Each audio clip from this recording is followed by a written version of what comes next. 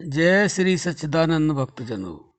प्यारे भक्तों, 3 गलतियों के कारण दिव्य शक्तियाँ आती आती वापस चली जाती हैं। आखिर ऐसी 3 कौन सी गलतियाँ करते हैं जिससे दिव्य शक्तियाँ आती हैं और आती आती फिर वापस चली जाती हैं। भक्तों, वैसे तो ज़्यादातर लोग जानते ही हैं, लेकिन कुछ भक्त इस तरह के हैं कि जाने अनजाने में उनसे गलती हो ही जाती है।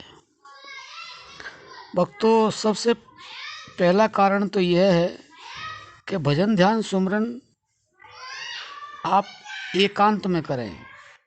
कभी जल्दीबाजी में ऐसा हो जाता है कि समय के अभाव के कारण हम एकांत स्थान में नहीं बैठ पाते और सोचते हैं कि अब समय हो गया है और इस समय हमने भजन ध्यान सुमरन करना है, तो जहाँ मर्जी आप बैठ जाते हैं और आपका भजन ध्यान सुमरन जिस तरह से होना चाहिए उस तरह से नहीं हो पाता है।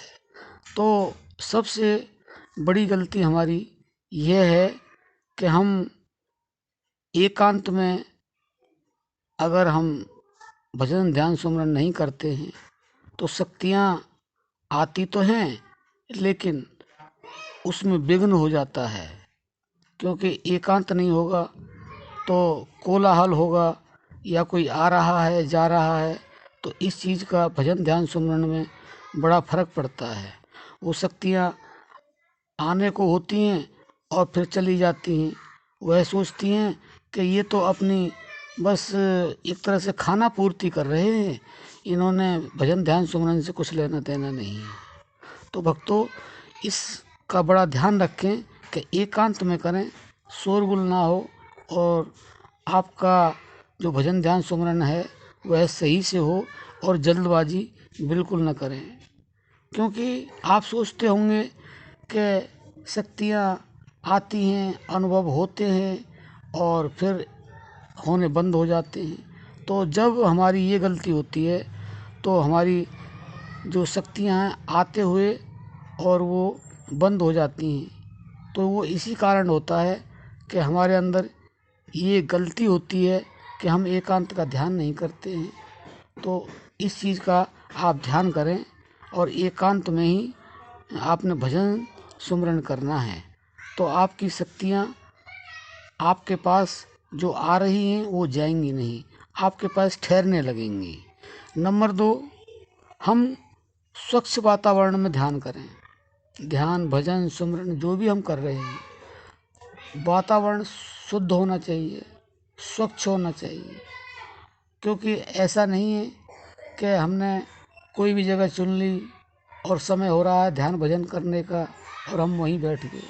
नहीं भक्तों, आपने ऐसी जगह चुननी है कि वहाँ पर जहाँ आप भजन ध्यान सुमरन कर रहे हैं वहाँ पे स्वच्छ वातावरण हो, शांत वातावरण हो, तो आपकी जो अनुभव की अंदर जो शक्तियाँ आती हैं वह लोप नहीं होंगी, धीरे धीरे आपके अंदर समाहित होने लग जाएंगी।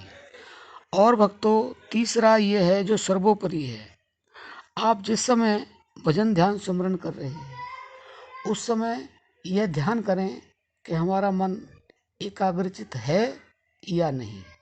क्योंकि अगर हमारा मन एकाग्रचित नहीं होगा, किसी भी तरह से भंग होगा, या एकांत में नहीं है हम, या फिर वातावरण सूटेबल नहीं है, स्वच्छ नहीं है, सुंदर नहीं है, या फिर हम एकाग्रचित होकर के और ध्यान भजन सुमरन नहीं कर पा रहे हैं, कभी हमें कोई शोरगुल सुनाई दे रहा है, कोई कहीं से कोई आवाज़ आ रही है, कभी हमारा मन संसार में जा रहा है, कभी पत्नी बच्चों में जा रहा है, कभी अपने व्यापार में जा रहा है, तो भक्तों इसको एकाग्रचित नहीं कह सकते हैं। क्योंकि एकाग्रचित होने पर तो जो शक्तियाँ आ रही हैं वह ठहर जाती हैं।